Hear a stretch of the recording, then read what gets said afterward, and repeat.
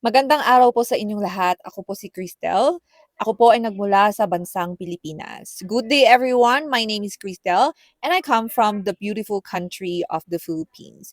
Kung gusto niyo pong matuto sa wikang Tagalog, ako po ay may eksperyensya sa pagtuturo ng wikang Tagalog ng 13 taon na po.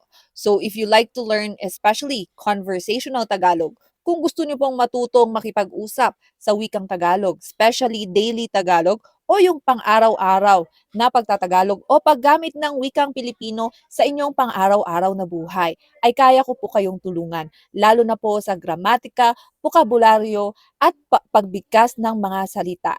So, ano pa pong inaantay ninyo?